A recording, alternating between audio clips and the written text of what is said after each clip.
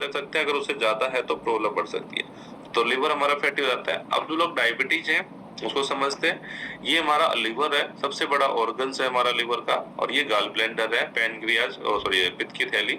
अब इसमें काफी लोगों को स्टोन हो जाती है, खासतौर फीमेल्स को जो वजन ज्यादा होता है ना, पित्त की थैली में क्या होता है, बॉडी जब ज्यादा कोलेस्ट्रॉल बनाती है तो पित्त के अंदर जाके जमा होने लग जाता है, और जमा होते होते धीरे धीरे वही जो है स्टोन में कन्वर्ट हो जाता है। और अगर पित्त रस नहीं बनेगा तो आपका पाचन प्रक्रिया में प्रॉब्लम आएगी आपको, है ना। तो ये चीजें एक दिन में नहीं होती, आपके खाने पीने की हैबिट्स ही डिपेंड करती है कि आगे चल के कौन सी प्रॉब्लम होगी। लेकिन बेली फैट बढ़ा हुआ है तो वो सारा प्रॉब्लम क्रिएट करने का काम करता है। लिवर में फैट जम गया तो डायरेक्ट आपकी गट से संबंधित समस्याएं पैदा होने लग जाएंगी आपको, ठीक है। अब यहाँ पे देख रहे हैं नीचे, ये हमारी पैनक्रियाज है, और आप देख पा रहे होंगे इसमें गोल गोल से दाने दाने से नजर आ रहे हैं, ये बीटा सेल्स है। इनका क्या काम होता है, ये काम करती है शरीर में इंसुलिन का उत्पादन करती है, ठीक है। यानी इंसुलिन बनाने की ये फैक्ट्री है हमारी बॉडी के अंदर। अब अगर इंसुलिन उत्पादन कम हो जाएगा तो अनिल जी क्या होगा, आप डायबिटीज पेशेंट हो जाओगे। अब थोड़ी साइंस समझाता हूँ मैं इसको। जब भी आप खाना खा रहे हैं उस खाने में कार्ब्स है, प्रोटीन है, फैट है, यानी जो भी, लेकिन मोस्टली हमारे खाने में कार्ब्स ही होता है। जो भी अपन खाना खाते हैं पाचन प्रोसेस से गुजरने के बाद वो खाना क्या होता है, ग्लूकोज में कन्वर्ट होता है। और ग्लूकोज एक एनर्जी है जिससे हमारे ऑर्गन्स काम कर पाते हैं, उस एनर्जी से हम उससे काम कर पाते हैं हमारे शरीर से।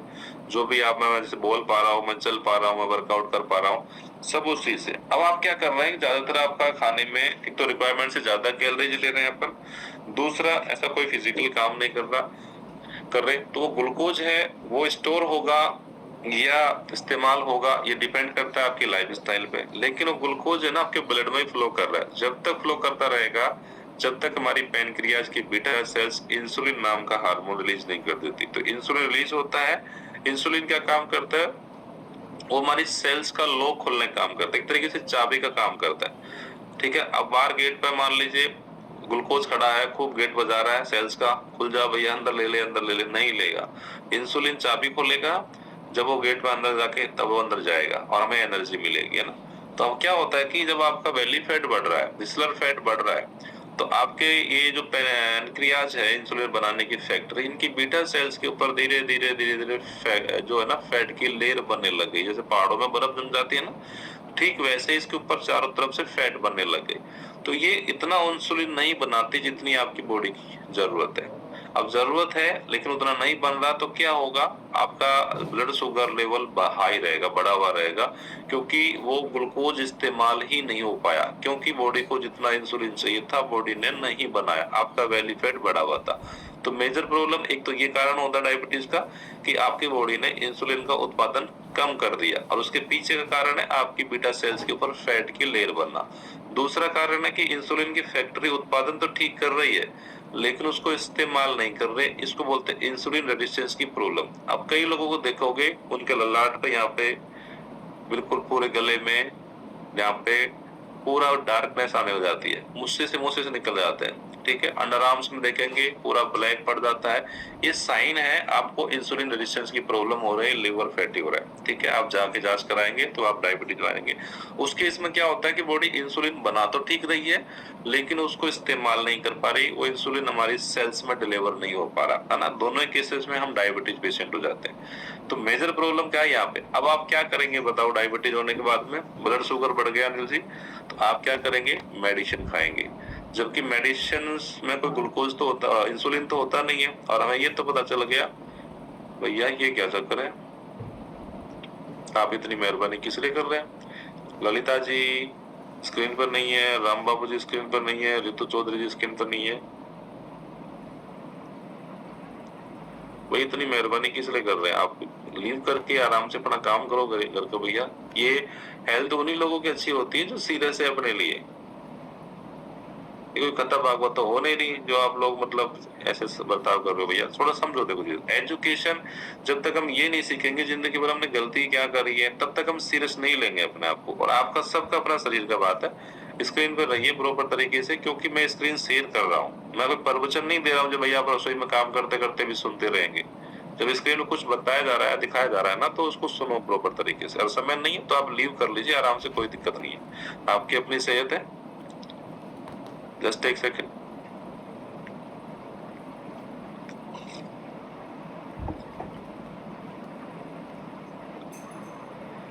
तो मैं कहा था मुकेश जी, स्क्रीन नजर आ रही है मुकेश जी जसपुर वाले? हाँ ठीक है ठीक है। तो हम कहा थे, हाँ डायबिटीज पे थे। तो हम क्या करेंगे फिर, मेडिसिन लेंगे। अब मेडिसिन जो होते हैं ना वो डायबिटीज को कैसे कंट्रोल करती है हम समझते हैं। मेडिसिन देखो खुद अपने आप में कोई इंसुलिन नहीं बनाती। मेडिसिन मोस्टली, मेडिसिन का जो काम होता है लगभग हम कह सकते हैं 60%, 60-70% जो काम होता है मेडिसिन का, वो आपकी पेनक्रियाज पे जाकर दबाव बनाती है। कुछ मेडिसिन लिवर को बोलते हैं कि भैया आप ग्लूकोज कम बनाइए। कुछ मेडिसिन ब्लड के में से फिल्टर करने काम करती है, पेशाब के रास्ते से। ये अलग अलग काम होता है, लेकिन 60 से 70% जो काम होता है मेडिसिन का, वो पेनक्रियाज पे दबाव बनाती है कि भैया आप इंसुलिन छोड़िए, रिलीज करिए इंसुलिन ना। सुरेंद्र मास्टर जी स्क्रीन पर आ जाइए।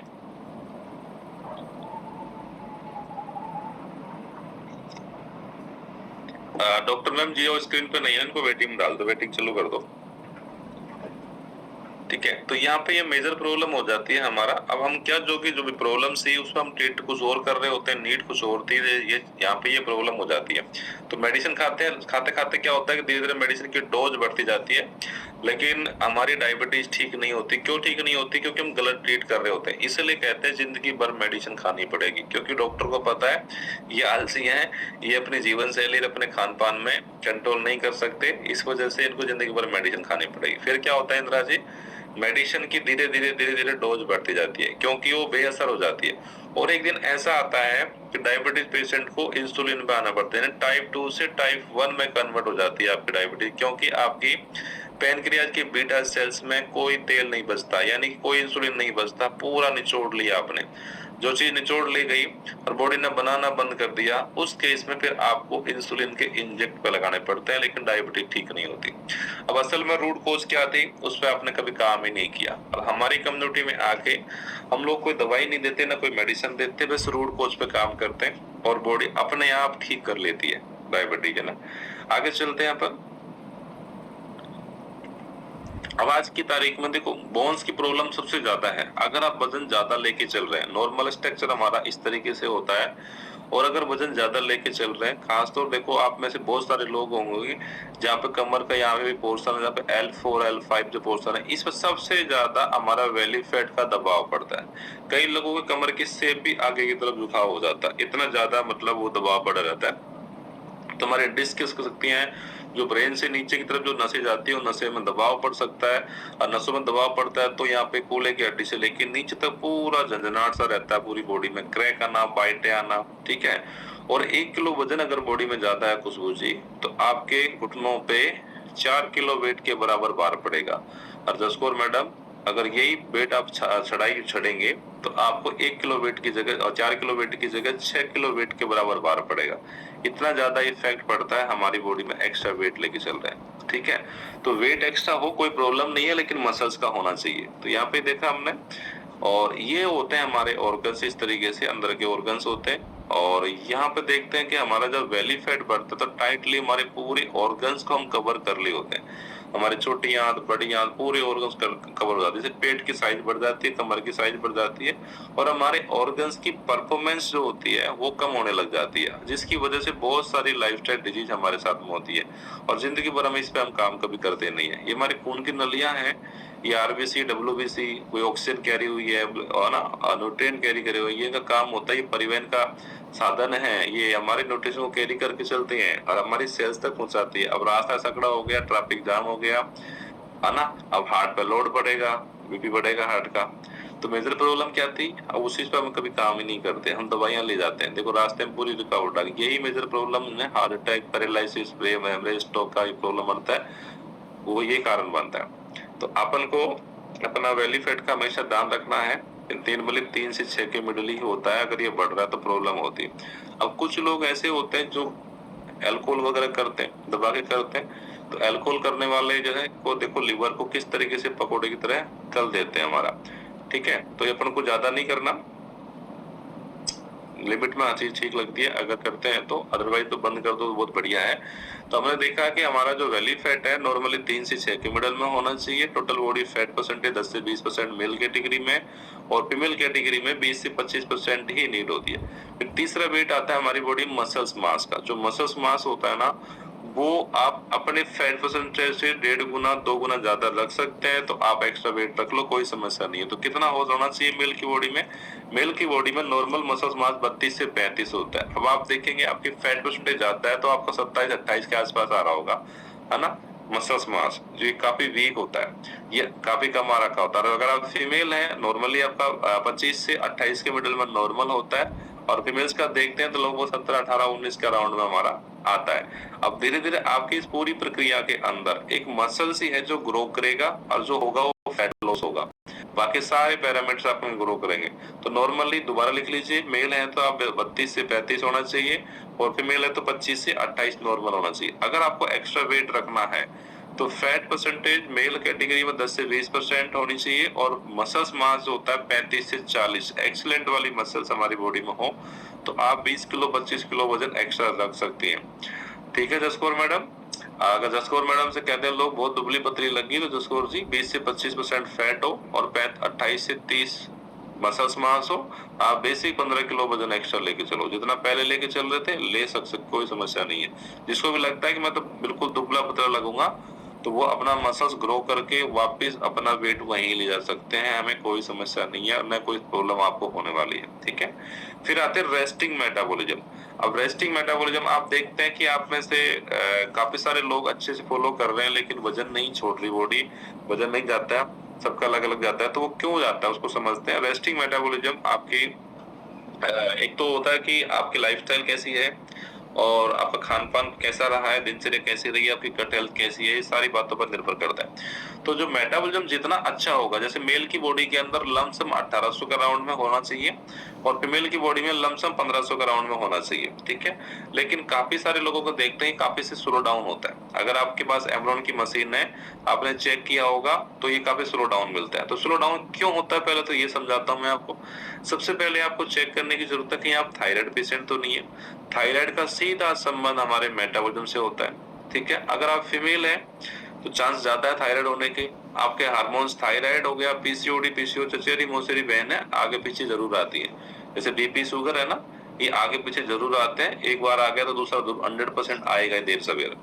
तो हार्मोन्स का सीधा संबंध पड़ता है हमारे मेटाबॉलिज्म पर। मेटाबॉलिज्म स्लो हो गया तो बॉडी जो ली गई कैलोरीज को जो है ना खर्च नहीं कर पाएगी, उसको स्टोर करती रहे, आपका वेट बढ़ने लगता है। बहुत सारे लोग कहते हैं मुझे थायराइड है ना, इस वजह से मैं ओवरवेट हूँ। अरे भैया, ओवरवेट की वजह से थायराइड है, थायराइड की वजह से ओवरवेट नहीं है। ठीक है, तो यहाँ पे ये कारण हो गया। दूसरा, अगर आपका नींद का इशू है, नींद प्रॉपर नहीं लेते हैं आप, है ना, तो नींद का सीधा संबंध हमारी गट हेल्थ से। पेट साफ नहीं होगा, कॉन्स्टिपेशन का वजह ज्यादा रहने लगेगा, और मेटाबॉलिज्म स्लो होने की वजह से वेट बढ़ने लगेगा। तीसरा कारण है लंबे समय तक खाली पेट। आप में से बहुत सारे लोग जो है ना भूखा रह के वेट कम करने की कोशिश करते हैं, कम खाना पीना करके वेट करने की कोशिश करते हैं। सुबह खा लिया फिर शाम को खाते हैं, लंबे समय तक खाली पेट रहते हैं, है ना। उससे एसिडिक प्रॉब्लम बढ़ती है, आपका एसिड बढ़ेगा, गैस्ट्रिक प्रॉब्लम होती है, है ना।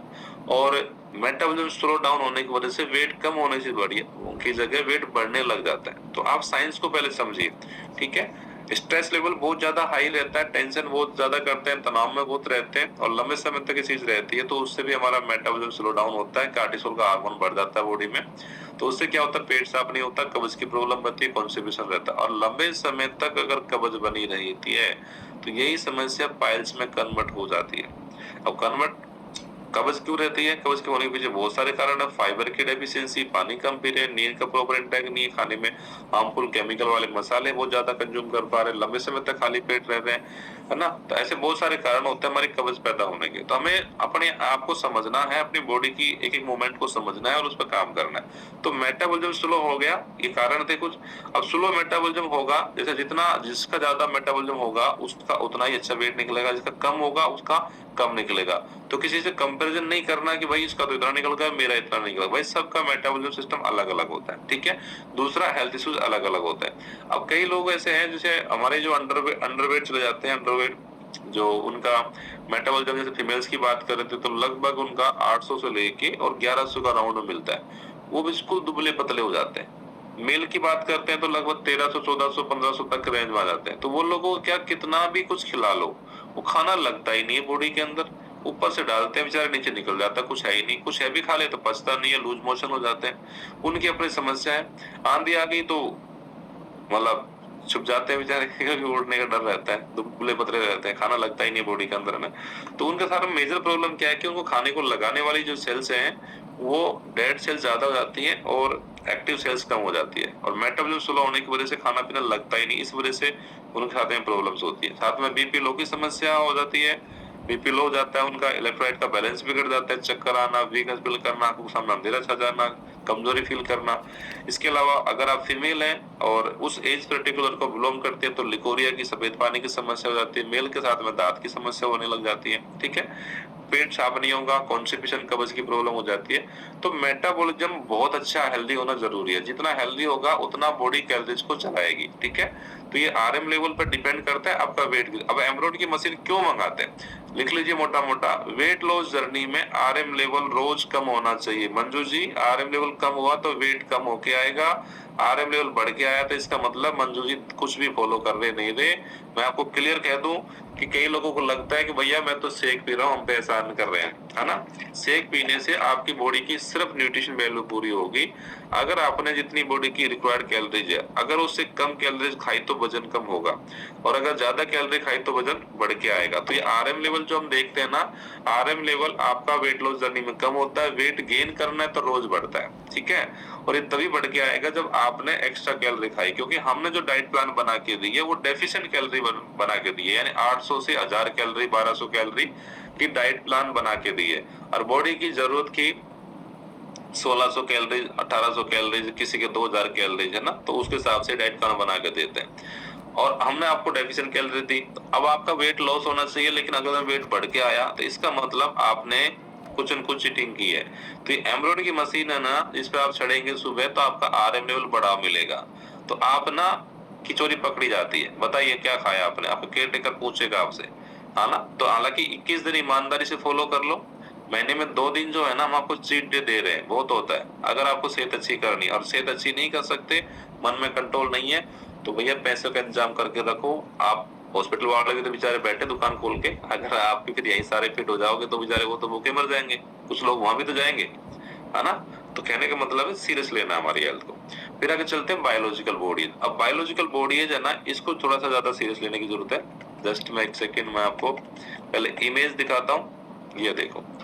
बायोलॉजिकल बॉडी है ना, ये मेल से ज्यादा फीमेल्स को हटकर, मेल तो मान लेता कि हाँ यार मैं तो इतना ही काम कर रहा हूँ, हमारी बॉडी ऐसे ही काम कर रही है, क्योंकि वो बेचारा जिम्मेदार पर्सन है, घर से बाहर जाता है, अपना दुख किसको बोल भी नहीं पाता, है ना, और वो मान लेता है चलो ठीक है। लेकिन फीमेल्स को टेंशन होती है, क्योंकि फीमेल्स को पूछे ना आप कितनी एज की हो, तो ज्यादातर फीमेल्स है ना, मतलब हाँ कुछ कहीं ऐसी जगह होगा कि भाई जहाँ पे जरूरत है कि भाई उसकी डेट ऑफ बर्थ लिखनी है, तो वहां पर सही बता देंगे। अदरवाइज अगर ऐसे पूछते हैं तो वो सही नहीं बताते, वो हमेशा अपने आप को कम का बता के चलते हैं ना। तो एक्चुअली में होता क्या है बायोलॉजिकल बॉडी, देखो बर्थ एज तो जो क्रॉनिकल एज होती है वो आपकी बर्थ एज होती है, चाहे आप ओवरवेट हो चाहे अंडरवेट हो, वो तो रोज बढ़ेगी। बायोलॉजिकल बॉडी टोटली डिपेंड करती है आपका खान पान कैसा है, आपकी लाइफस्टाइल कैसी है, ठीक है। तो आपका शरीर बाहर से तो आप उतने के ही हो जितना आपकी एज है, लेकिन अंदर का शरीर कैसे काम कर रहा है ये डिपेंड करता है। अब बायोलॉजिकल बॉडी देखो, किसी की 25 साल फालतू है, किसी की 30 साल फालतू है, किसी की 15 साल फालतू आ रही है। तो इसका मतलब ये हुआ कि आप अपनी हाइट और अपनी एज के हिसाब से जो वेट होना चाहिए था उससे ज्यादा वेट एक्स्ट्रा कैरी कर रहे हैं। अब आप अपने हार्ट से पूछिए कि आप 25 किलो वजन एक्स्ट्रा कैरी कर रहे हैं मंजू जी, तो 25 किलो वजन को भी तो सरवाइव करने के लिए हार्ट को एक्स्ट्रा काम करना पड़ रहा है। लिवर से पूछिए, किडनी से पूछिए, आपके घुटने से पूछिए कितना एक्स्ट्रा बाहर लेके चलना पड़ रहा है। तो जो हम एक्स्ट्रा वेट लेके चल रहे हैं ना, तो इस वजह से हमारे ऑर्गन्स को एक्स्ट्रा वर्क करना पड़ रहा है, जिसकी वजह से ऑर्गन्स की परफॉर्मेंस वीक हो जाती है। यानी आपकी बायोलॉजिकल बॉडी जो आई है ना, उसके अकॉर्डिंग आपका शरीर काम कर रहा है। यानी कि आप दिख रहे हैं तो बाहर से 25 के, लेकिन 50 का काम कर रहा है बॉडी, अंदर से बूढ़े हो चुके हैं, इसलिए तो चलते हैं सांस फूलता है आपको, इसलिए तो बहुत सारी बीमारियां लगने लगी है। तो बायोलॉजिकल बॉडी इसको हमको रिवर्स करना है, ठीक है। और ये पूरे जो पैरामीटर में बता रहा हूँ आपको, सिर्फ मसल्स ग्रोथ होता है, बाकी सारी चीजें अपने आप कंट्रोल हो जाती है। अब आते हैं बीएमआई, बॉडी मास इंडेक्स, है ना। तो ये हमारी कौन सी रेंज में होना चाहिए, देखो कुछ लोग हैं यहाँ पे, देखो कैटेगरी है, ये कैटेगरी हमने एशियन कंट्री के मानक के हिसाब से तय करी है। और ये अंडरवेट लोग भी होते हैं काफी सारे, उनकी बीएमआई 18.5 से नीचे चले जाती है, स्लो मेटाबॉलिज्म हो जाती है, डेफिशिएंसी के शिकार हो जाते हैं, यानी कुपोषण के शिकार हो जाते हैं वो, और बहुत सारे उनके साथ में प्रॉब्लम होने लग जाती है ना। और ऐसा नहीं है कि उनको बीपी शुगर नहीं होता, सबके साथ वही दिक्कत होती है, बस उनका मेटाबॉलिज्म स्लो होने की वजह से रामजीलाल जी खाना लगता नहीं है बॉडी में, इसलिए ओवरवेट नजर नहीं आते। लेकिन वो junk food, fast food, trans fat इतनी चीजें खाएंगे वो उतना ही नुकसान करेगी। तो हमें कहाँ रहना है, आपका गोल सेट होना चाहिए 18.5 से 23 के मिडल, ये नॉर्मल रेंज है, सेफ जोन है, इस सेफ जोन में हमें रहना है, यहाँ पे आना है अपन को। तो बीएमआई आपके 18.5 से 23 के मिडल में होनी चाहिए।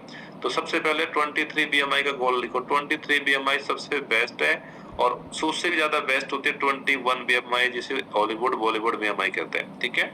अगर आपकी बॉडी में फैट परसेंटेज से मसल्स का वेट 1.5 गुना 2 गुना ज्यादा है कमलेश जी, तो बीएमआई डेफिनेटली बढ़ेगी आपकी। बीएमआई 25 हो सकती है, 30 हो सकती है, 35 हो सकती है, तो कोई टेंशन वाली बात नहीं है, क्योंकि आपकी बॉडी में मसल्स है, और बीएमआई हमेशा टोटल बॉडी वेट से कैलकुलेट होती है, इस वजह से बीएमआई बढ़ के आती है।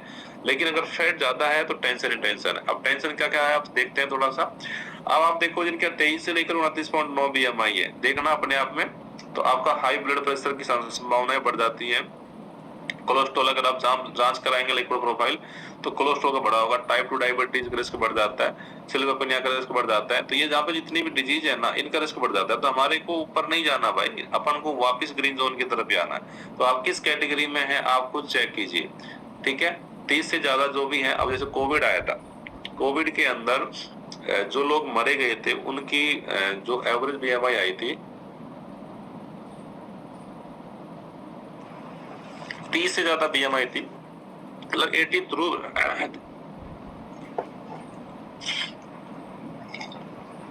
83% लोग ऐसे थे जिनकी 30 से ज्यादा बीएमआई थी। तो यानी 30 से ज्यादा बीएमआई होना बीमार होने के बाद में उस बीमारी का रिस्क बहुत ज्यादा बढ़ा देती है। तो अपन को ऊपर नहीं जाना, वापस इधर ही जाना हमारे को। अगर ऊपर जाएंगे तो प्रॉब्लम बढ़ सकती है हमारे को ना। तो बीएमआई ज्यादा थी हमारी, इस वजह से प्रॉब्लम हो जाती है। जस्ट एक सेकेंड, ठीक है। तो ये मोटा मोटे हमने कवर कर दिया। अब आप देखते हैं आपका ओवरवेट, मोटापा होने की वजह से बहुत सारी बीमारी का रिस्क बढ़ जाता है। इस इमेज को अच्छे से समझिए आप। सबसे पहले अगर ब्रेन की हम बात करते हैं तो 40 से लेकर 60% का जोखिम बढ़ जाता है ब्रेन स्ट्रोक का होना, हमारी मेमोरी भी वीक हो जाती है अगर हम ओवरवेट है। तो मोटापा कोई बीमारी नहीं है अपने आप में, नहीं वो कॉस्मेटिक इफेक्ट करता है, लेकिन बहुत सारी बीमारी का ट्रिगर पॉइंट है, ठीक है। तो इसको सीरियस लेने की जरूरत है। और जिंदगी भर हम क्या करते हैं कि इस पर काम नहीं करते, हम सिर्फ डॉक्टर बदलते रहते हैं, दवाइयां खाते रहते हैं।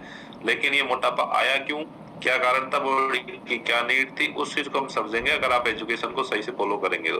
बाकी लोग सेक बना लीजिए। अब अगर ओवरवेट होगा तो सांस फूलना और स्लीप अपनिया की प्रॉब्लम होना 50 से 70% के आसपास ये परसेंट बढ़ जाता है।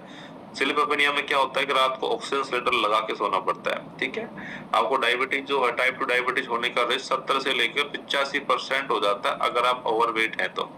हमारी खून के नलियों के अंदर जो ब्लॉकेज बनने लग जाते हैं ना, कोलेस्ट्रॉल जो है बढ़ने जाता है, ब्लड गाढ़ा होने जाता है, क्योंकि ब्लड में ट्राइग्लिसराइड लेवल की मात्रा बढ़ने लग जाती है। घुटनों में दर्द जो होता है ना बहुत ज्यादा होता है, गठिया बाय का प्रॉब्लम हो गया अगर आप ओवरवेट हैं तो 70 से लेकर 90% हमारी बॉडी में रिस्क बढ़ जाता है घुटनों पर, क्योंकि घुटनों में भार पड़ता है, 1 किलो वजन का भार 4 किलो वेट के बराबर भार पड़ता है। हार्ट अटैक का रिस्क बढ़ जाता है, लिवर की बीमारी का रिस्क बढ़ जाता है, किडनी की प्रॉब्लम का रिस्क बढ़ जाता है, हार्मोनल प्रॉब्लम बढ़ जाता है, यानी कि सारी बीमारी का रिस्क बढ़ जाता है अगर आप ओवरवेट है तो मोटापा किसी भी सूरत में अच्छा नहीं है, इसे हमें कम करके रखना ही है, ठीक है। तो आज हमने मोटा मोटी बॉडी पैरामीटर्स के बारे में जाना। क्या जाना हमने कि हमारा जो टोटल बॉडी फैट अगर आप मेल है तो 10 से 20% होना चाहिए, अगर आप फीमेल है तो 20 से 25% होना चाहिए। मसल्स मास है ना, अगर आप मेल है तो 32 से 35 होना चाहिए, और अगर आप फीमेल है तो 25 से 28 आपका मसल्स होना चाहिए। वैली फैट, विस्लर फैट, कमर का जो पेट के ऊपर जो फैट है, ये नॉर्मली 3 से 6 के मिडल एक्सीलेंट होता है, ठीक है। और 9 तक भी रखोगे तो भी कोई समस्या नहीं है, लेकिन इसको जो है आप 3 से 6 के मिडल में लेके आओ, ताकि बहुत सारी लाइफस्टाइल डिजीज का रिस्क बढ़ जाता है, मतलब कम हो जाएगा। RM level, resting metabolism weight loss journey में कम होगा। अब यहाँ पे देखना, मेटाबॉलिज्म कम तो होगा लेकिन उसका इफेक्ट आपकी बॉडी पर नहीं पड़ेगा। अब जल्दी से शेक रेडी कर लीजिए। इफेक्ट क्यों नहीं पड़ेगा सुधा जी, क्योंकि हमने आपकी बॉडी से कैलोरी का अनुपात कम किया, जरूरत से कम कैलोरीज दी है, इस वजह से आपका आरएम लेवल कम हुआ। लेकिन हमने साथ में न्यूट्रिशन की वैल्यू बढ़ा दी है, जिससे बॉडी में डेफिशिएंसी नहीं आएगी किसी भी तरीके की, उल्टा आपको उसका फायदा मिलेगा, आपकी एनर्जी बढ़ेगी, डिजीज में ठीक होने लगेगी। ठीक है, तो इस वजह से आरएम लेवल स्लो होने में कोई नुकसान नहीं हरी भाई। लेकिन वीडियो बंद मत करो यार। हरीश जी, क्या लड़के उधर यार पर्दे पीछे देखो, वेरिएंट तो क्या गया है, शेक बना लीजिए अपना। तो RM level weight loss journey में कम होगा, वेट गेन करते तो बढ़ के आएगा। अगर आप चीट करेंगे तो आरएम लेवल बढ़ के आएगा। तो रोज अपने पास एमरॉन की मशीन मंगाइएगा, अपने केयर टेकर को भेजना है रोज वेट, उसमें प्रॉपर तरीके से मेजरमेंट लिखना है आपको और लिख के भेजना है। जल्दी से शेक रेडी कर लीजिए।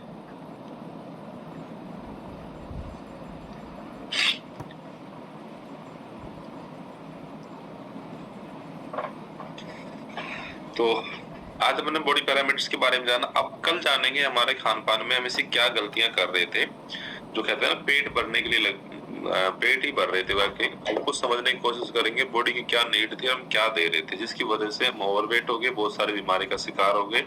तो कल इसको 2 पार्टों में क्लियर करेंगे और उसके बाद में फिर अपन सुधार करेंगे। रोज ना खाने पीने में और जितनी भी लाइफस्टाइल डिजीज जो हो रही थी उनके बारे में डे बाय डे सुधार करेंगे। तो एजुकेशन को प्रायोरिटी पर रखो। अब जल्दी से शेक रेडी कर लो अपना।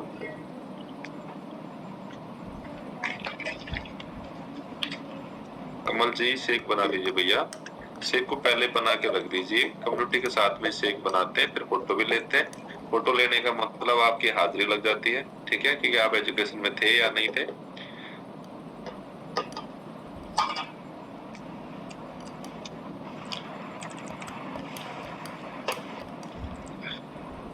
दुर्गा जी, मंजू जी, रामनिवास जी, इंदिरा जी शेक कहाँ आपका,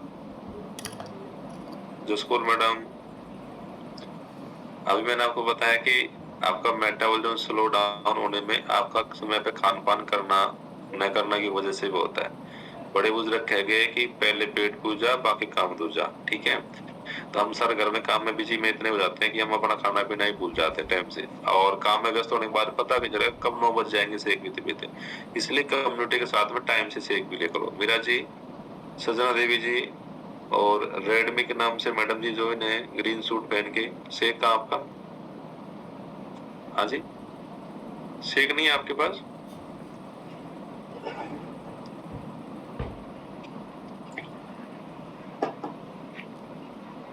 शेक नहीं है मैडम, देखो शेक बताओ, अनम्यूट करो। अर्चना जी आपके पास भी शेक नहीं है क्या? तो आया नहीं है तो अलग बात है, आ जाएगा।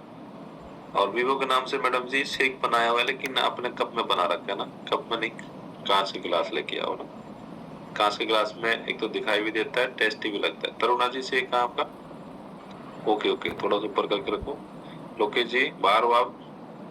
साथ में जो भी न्यूट्रिशन टैबलेट्स आपके साथ में है, omega 3 multivitamin calcium joint support, जो भी आपके केयरटेकर ने लगाई हुई है आपकी बॉडी की नीड के हिसाब से, तो वो लेंगे। ओमेगा 3 रेगुलर मैं 2 सुबह 2 शाम को लेता हूँ, क्योंकि हमारी बॉडी की जो 30% जो कल आप जानेंगे कितना परसेंट फैट की नीड है हमारी बॉडी को। तो अनसेचुरेट फैट और सेचुरेट फैट 2 कैटेगरी होती है। तो मैं कोशिश करता हूँ कि अपनी बॉडी की नीड जो है अनसेचुरेट फैट से ही पूरा करें। सेचुरेट फैट बेकार फैट होता है, बहुत सारी बीमारी का न्योता देता है, तो इसलिए ज्यादातर जो है ना अनसेचुरेट फैट ही यूज करते हैं। तो प्रीति जी शेक ले लीजिए। मंजू जी, तो फोटो लेने के लिए कौन रेडी है मैम? मैडम रेडी है क्या? बुधराम जी रेडी लग रहे हैं मुझे हाथ। Okay, Sanjay ji video on कर लीजिए भैया। संजय जी जयपुर से। समय जी,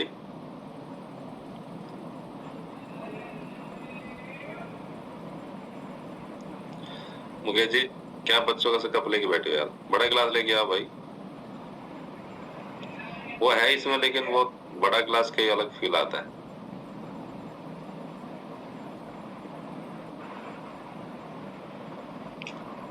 हो गया क्या मैम?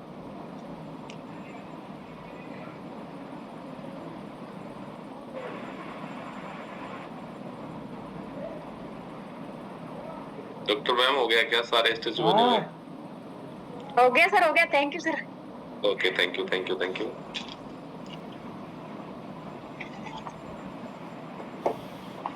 आज से हमारा एजुकेशन का पार्ट शुरू हो गया, मेडिटेशन का पार्ट शुरू हो गया है। और अब 21 दिन देखो अपने आप को कमिटमेंट करो, ठीक है। आपकी सेहत है, आप ही को अच्छी करनी है, हम सिर्फ माध्यम बनते हैं, रास्ता दिखाते हैं, चलना आप ही को पड़ेगा। और अगर आप डेफिनेटली एक विश्वास करते हैं अपने आप पर और 21 दिन तक अपने ऊपर काम करते हैं, तो 21 दिन के बाद में आप महसूस करेंगे आपकी लाइफ में बहुत कुछ बदलाव हो जाएगा। आपकी हैबिट चेंज होने लगेगी, आपका सोने का, आपका उठने का, आपका खाने का, आपका नजरिया भी चेंज होने लगेगा और हेल्थ इश्यूज में बहुत कुछ अच्छा आराम होगा, ठीक है। और दूसरा एक चीज वो ये जर्नी है, वेट लॉस जर्नी है ये। इस जर्नी में कुछ चीजें जो आपको ध्यान रखने वाली बात है, एक प्रोसेस है वेट बढ़ना और एक वेट लॉस होना। आपके मुताबिक बॉडी एक्शन ले जरूरी नहीं है, आपका काम है बस सही पोषण देना, सही समय पे देना, सही कैलोरी का इस्तेमाल करना।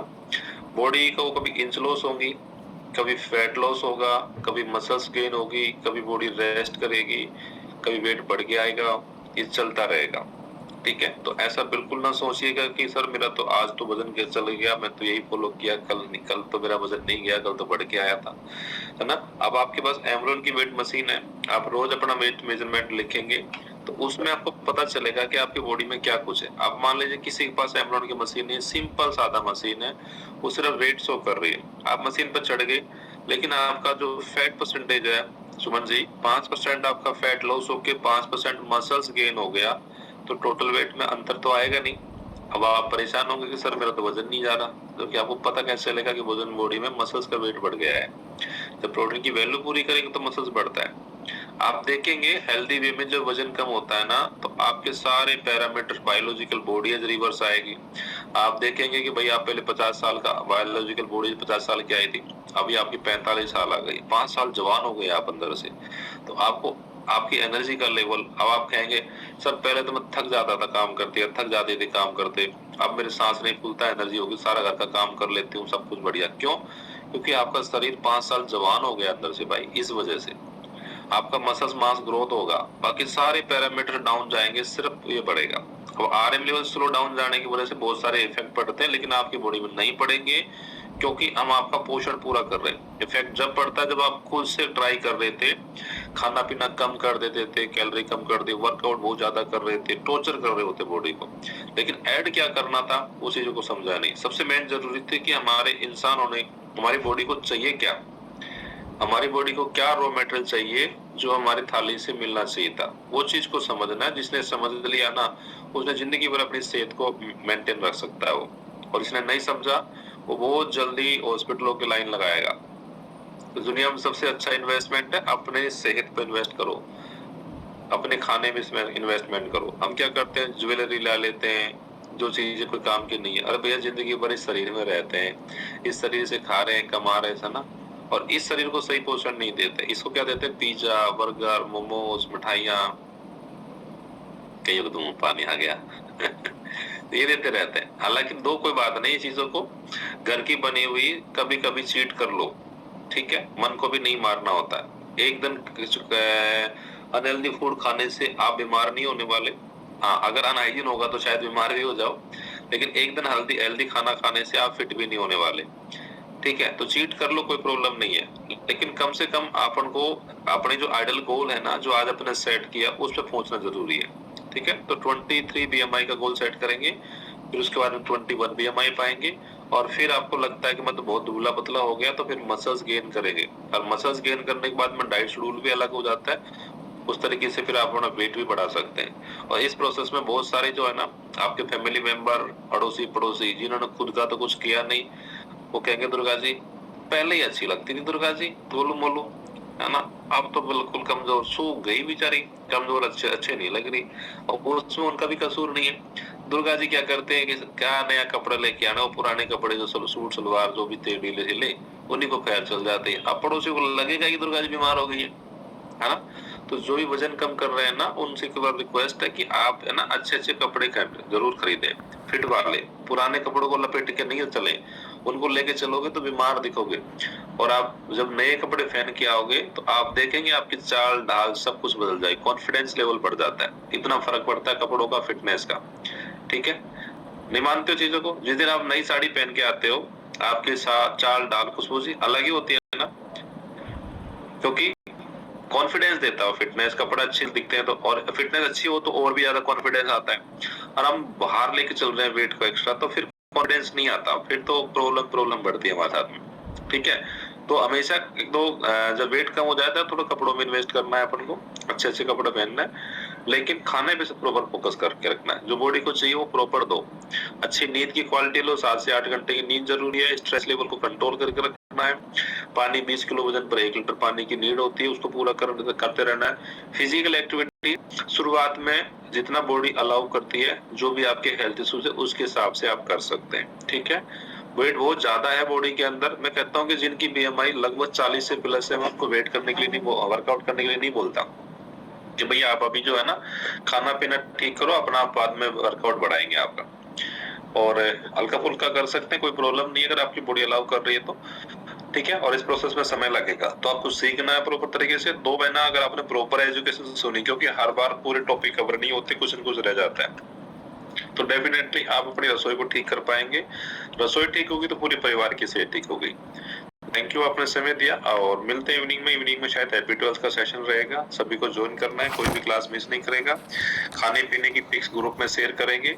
हमारा उद्देश्य आपको परेशान करना बिल्कुल भी नहीं है, बस ये पता होना चाहिए कि आपने कब खाया, किस टाइम खाया और कितनी क्वांटिटी में खाया।